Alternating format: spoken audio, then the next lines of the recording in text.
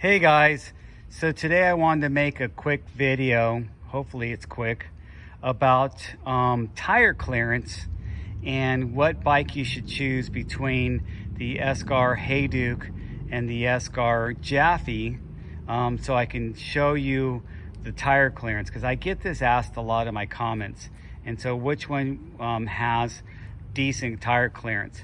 And so I wanted to show you my Hayduke setup with the 29er wheels and actually some pretty big 29 by 2.6 inch tires on there, on some pretty big race face arch I-35 rims. So those are 35 millimeter internal width. So they are definitely on the big side by today's standards when it comes to 29er. Sometimes people call this like a mid plus. But a lot of people are using 2.6 inch tires on 29er bikes and they love it. And I love it here. I can get away with having more of a cross-country tread design like that Recon, but the high volume kind of helps with the traction because it's like you have an extra row of treads there. So this is how the clearance looks with a 29er wheel that's really big for this Hayduke. And this is the Hayduke. I don't think they changed it much, but they might have slightly changed it from the new Hayduke. But then here's where the clearance is a little more minimal, and that's when it right there tucked up close to the seat tube. So you can't go that much bigger on the tire without having issues with the tire being tucked in too much. This doesn't have a sliding dropout. I think the newer ones have a sliding dropout. So if you had the sliding dropout, you could probably pull that back and clear maybe a 2.8 in here, but you would be very tight. This is a small frame. Now this small frame doesn't have as much curve in that seat tube.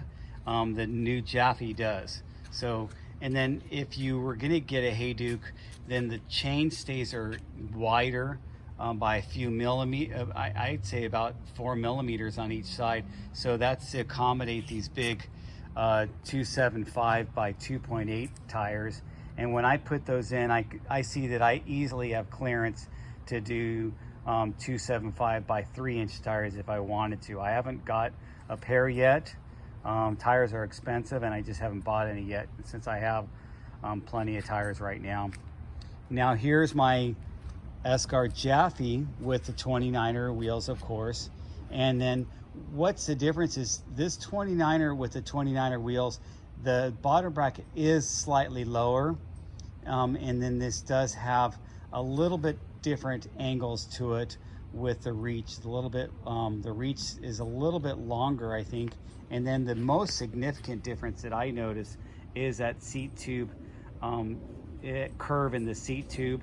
And then the seat tube angle is a little bit, actually it's a little bit slacker, I think, than the seat tube angle on the Hayduke. If you look at the Hayduke, it seems to be a little bit steeper. I don't think I need my seat tube angle super steep. I'm fine with the 74, 75. I think this is at 75. And then I like head tube angles that are a little on the slack side, but not too extreme. This is 66 head tube angle with a 30% sag. So that translates to about a 65 head tube angle. And I found 65 head tube angle with a 120 or a 130 fork to be right at that sweet spot for me. And that's what I got on my bikes. I have a 130 fork on that Hayduke, and then I have a 120 fork on this Japhy.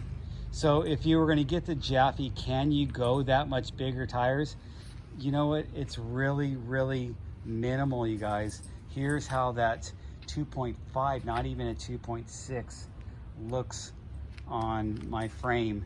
And you could see the tire clearance is pretty minimal. I can move it back because these are single speed sliding dropouts, so I can move it back more and get a little bit bigger tire in there if I move it back.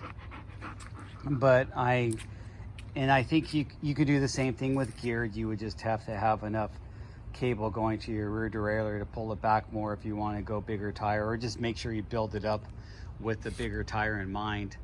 I mean, I get my bikes as a frame only, and then I build them up. So I don't figure out the parts until I actually get them. So, and then I just wanted to show you how the 275 Plus wheels look on a big 45 internal width millimeter rim. The difference when I put with the Hayduke, I'm going to have extra clearance, and the Hayduke, if you notice, my bottom bracket isn't that low right now with the 29er wheels, and so it's going to lower a little bit more with the 275 Plus wheels. I think you could actually put 275 Plus wheels on this Japhy if you wanted, and it would be okay. You would lower that bottom bracket just a little bit lower, but the difference when I measured them is really only about 3 or 4 millimeters. It's not that much difference, but you'll notice it with your riding. When you have a lower slung bike, it does seem to corner better, but if it's too low, it's not as good of a climber, and then it also feels like you're going to get more pedal strikes, especially when you have 175 millimeter cranks. There's my dog, or my son's dog actually, Kylo. So his debut in my YouTube channel. I just got him from my son that left him here on his way to Korea. So now he's in Korea serving our country, keeping us safe. So anyway, thanks for watching, you guys. And if you have any questions about tire clearance, I wanted to put that up there because it was one of the comments from one of the viewers. It's kind of deciding between the two frames. There's a real close-up of that tire clearance with a 2.6 inch tire, and then here it is on the Japhy with a 2.5 inch tire.